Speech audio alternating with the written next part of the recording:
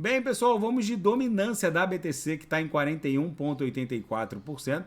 Lembrando que a queda da dominância ou a subida da dominância não significa queda no preço da BTC, muito menos a subida no preço da BTC. A dominância só significa que o market cap da BTC ocupa, nesse momento, 41,85% do market cap de todo mundo cripto. Gente, a dominância tem uma tendência geral de queda, justamente porque a Web 2 está morrendo e a Web 3 está nascendo.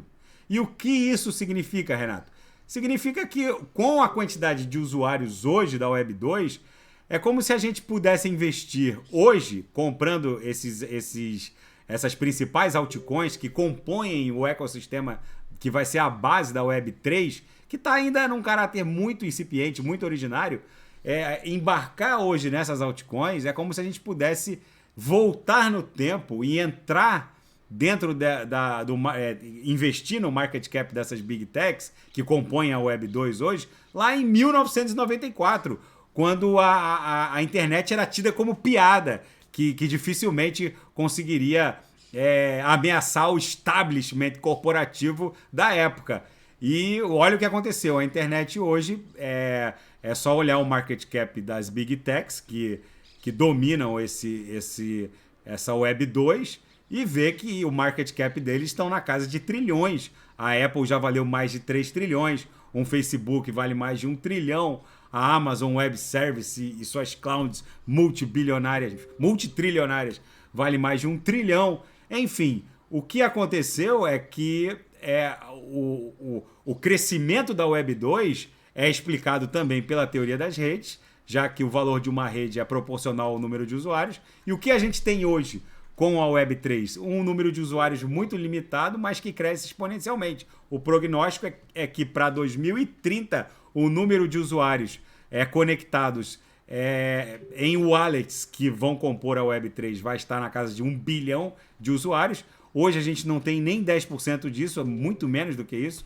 E é bem provável que esse crescimento exponencial também imponha um mega crescimento exponencial da Web 3.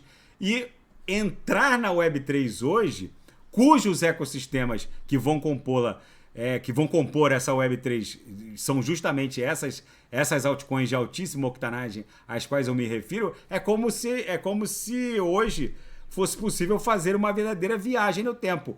O market cap dessas big techs claramente está sofrendo um ponto de inflexão, talvez o mercado já esteja virando a chave. É comum agora ver a Nasdaq cair 3% e a BTC ficar ali resiliente. Quando a BTC se aproximar de $1 milhão, é bem provável que a dominância esteja ali próxima de 10%, 15%, justamente porque o mercado já vai ter reprecificado o market cap desses ecossistemas, que vão ser os iOS de 2027, e também já vão ter reprecificado o market cap das próprias big techs.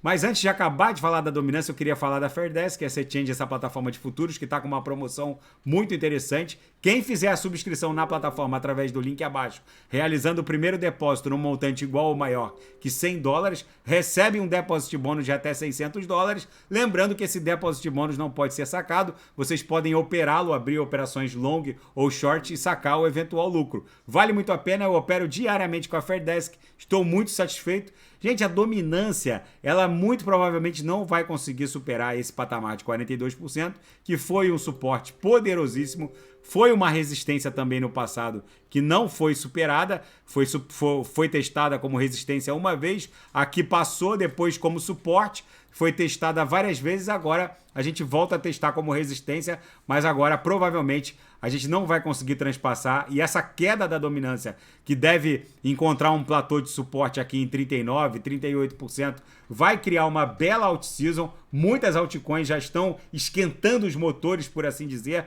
Não se enganem, a Web3, que é a base, essas altcoins às quais eu me refiro diuturnamente, que serão a base da Web3, serão capitalizadas na casa dos trilhões de dólares, exatamente como são as big techs hoje, um Facebook, uma Amazon, uma Apple e o seu iOS, onde dados e riqueza trafegam de forma aprisionada com muita fricção. Só que não é por falta de aviso, quem me acompanha aqui no canal sabe